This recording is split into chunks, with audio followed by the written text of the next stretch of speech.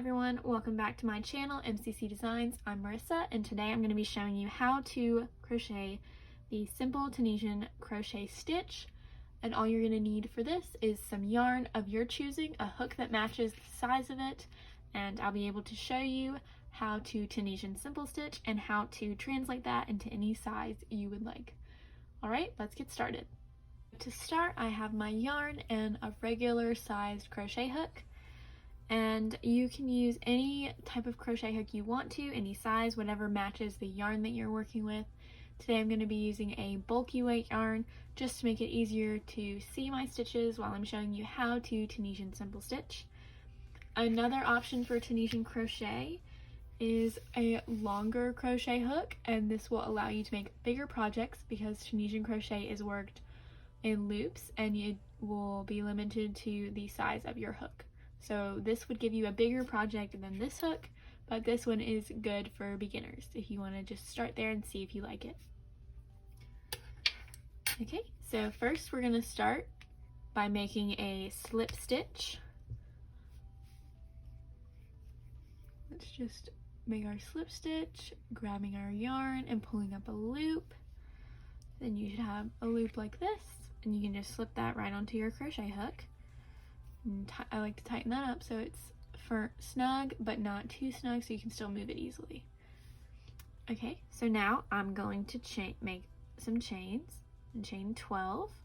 1, 2, 3, 4, 5, 6, 7, 8, 9, 10, 11, 12. Alright, so this is the length of my chain, and so what I'm going to do now is I'm going to flip that chain over so then I can see all the little ridged bumps on the back side. And so for Tunisian crochet, you're going to want to work in these back bumps instead of the front ones, just because it gives you a cleaner edge and makes it a lot easier. Alright, so what I'm going to do is I'm going to go in the first bump from the hook. I'm going to insert my hook right under that bump. It may be a little finicky for this first row, but you're just going to yarn over and pull the loop under that bump, just like that. And you're not going to pull through the second loop like you would in traditional crochet. You're just going to leave it on your hook just like this. So now you're going to find that second ridge, second bump, and you're going to go underneath that one. And you're going to pull up a loop. And it may be easiest once you're first starting out to start with a looser chain, just until you get used to going into that back bump. So I'm going under, pulling up a loop. And as you can see, I've built up 4 loops on my hook. And so I'm just going to keep doing that all the way down to the end, and my whole hook will be full of loops. I'll just do a few more with you. So we're going to insert into the back chain bump, yarn over, pull through, and pull up that loop. Just like so. Insert under the bump, yarn over, pull up a loop. And it's also a good idea to make sure your loops are pretty loose so that you can move them along your crochet hook easier. That way it can help prevent any curling of a project, which is a very common Tunisian crochet issue that people have, and that even I have. So you're going to go under the next bump, yarn over, pull up a loop. Next one, yarn over. Whoop.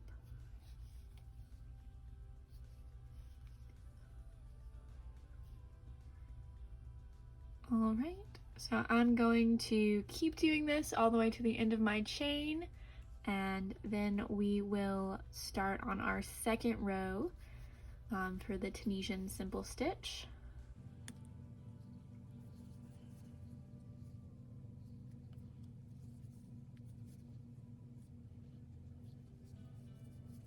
Alright, so Now I have all of my loops on my hook, so that's 1, 2, 3, 4, 5, 6, 7, 8, 9, 10, 11, 12.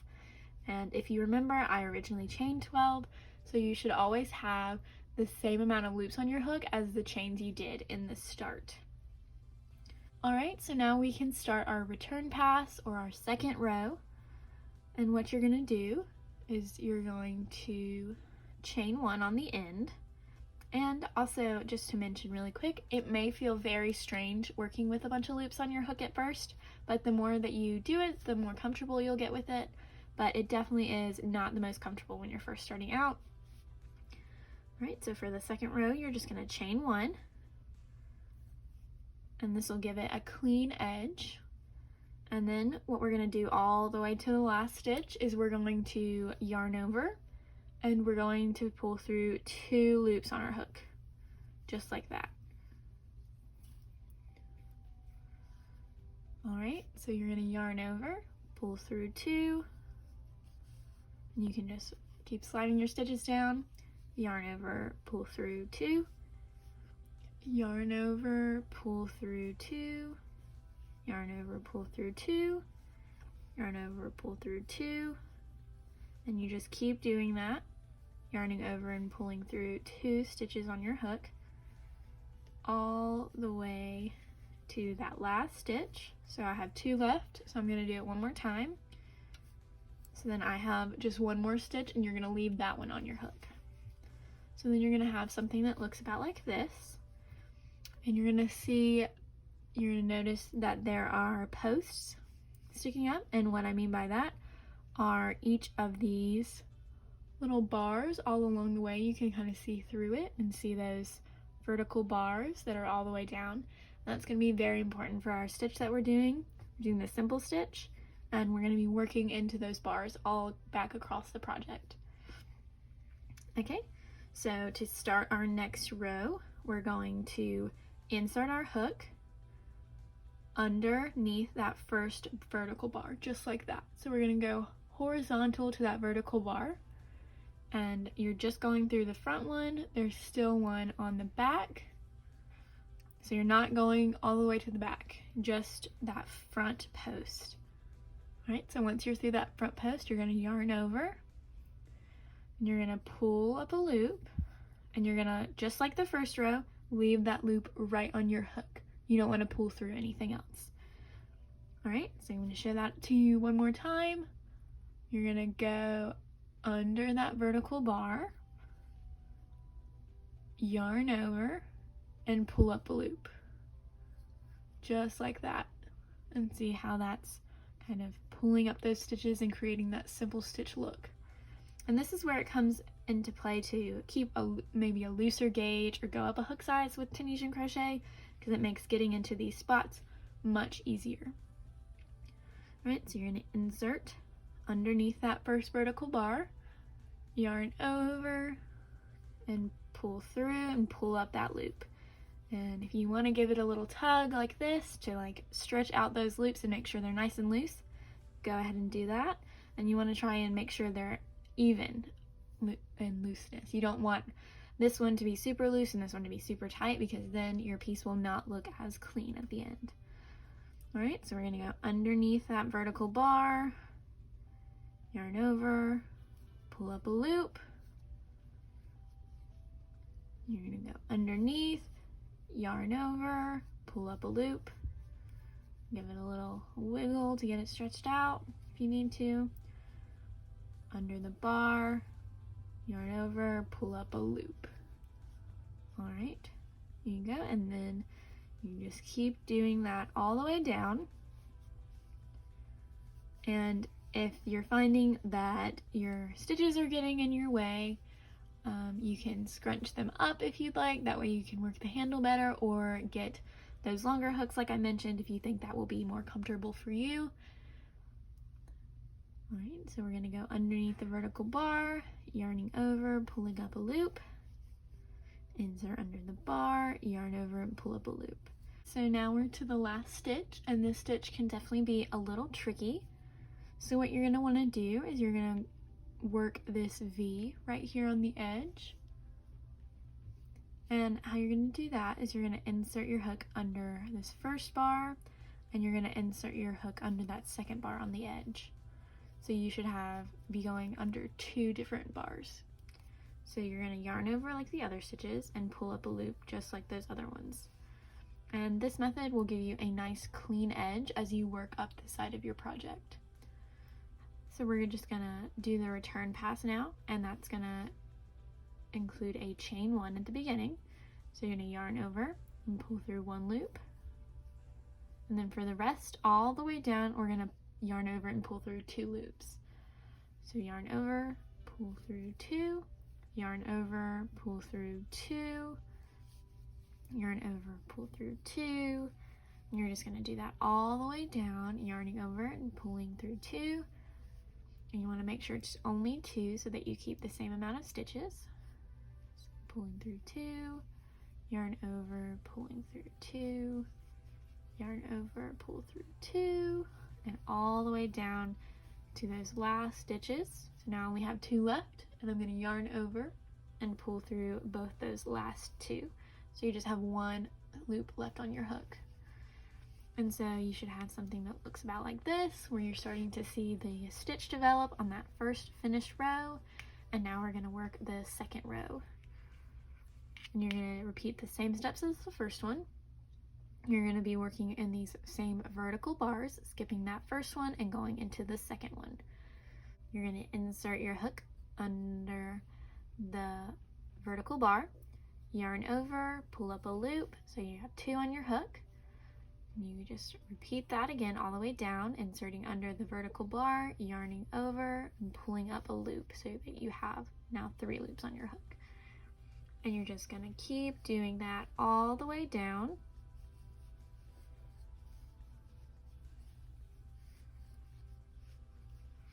And you can really start to see those stitches developing with that second full row.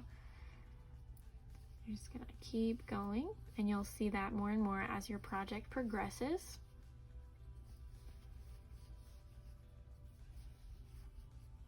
And then we'll get to this last stitch right here, and you're going to remember you're going to go through the side bars over here, just like so. Pulling up that loop, you're going to chain 1 and do your return pass, yarning over, pulling through 2, all the way back down your work.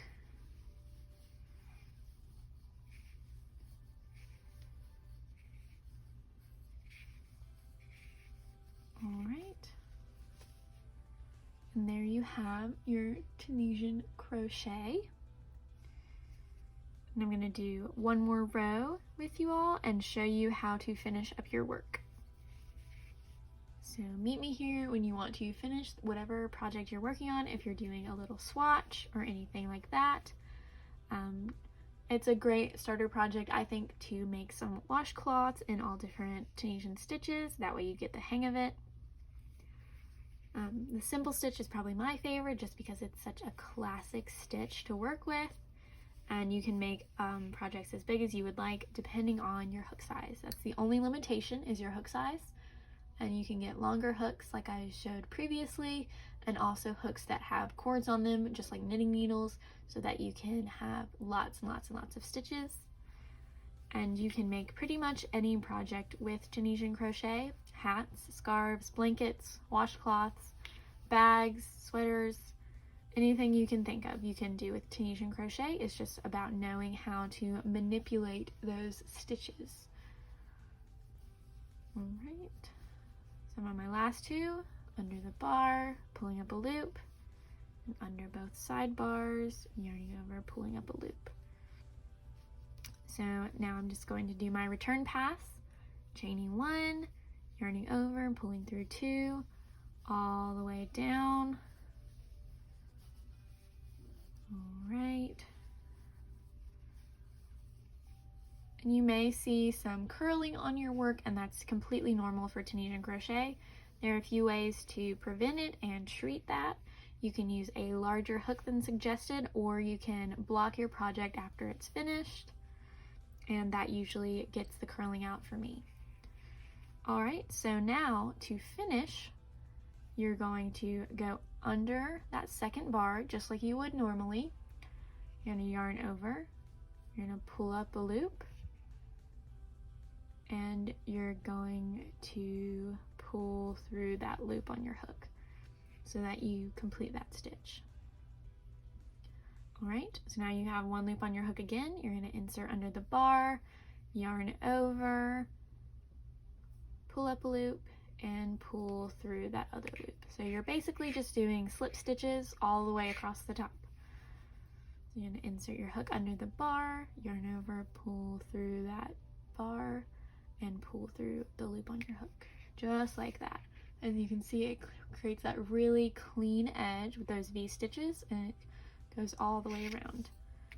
So we're going to repeat that all the way down, going under the bar, pulling up a loop, then you have two, and you pull through the first one, leaving you with one.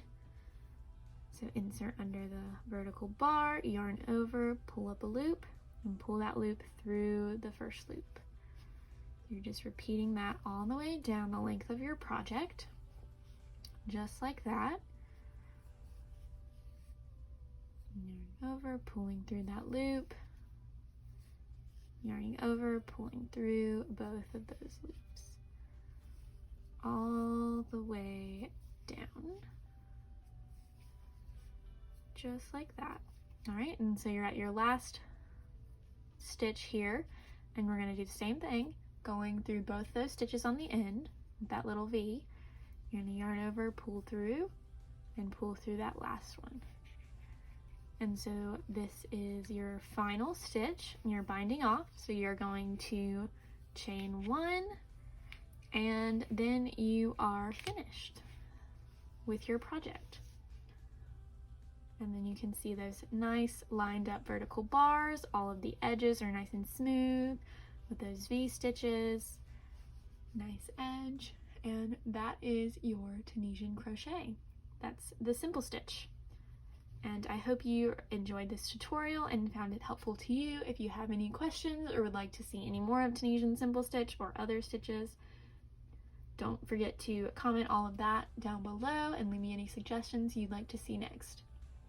Thank you so much for viewing, and I hope to see you soon. Don't forget to like and subscribe. Thank you.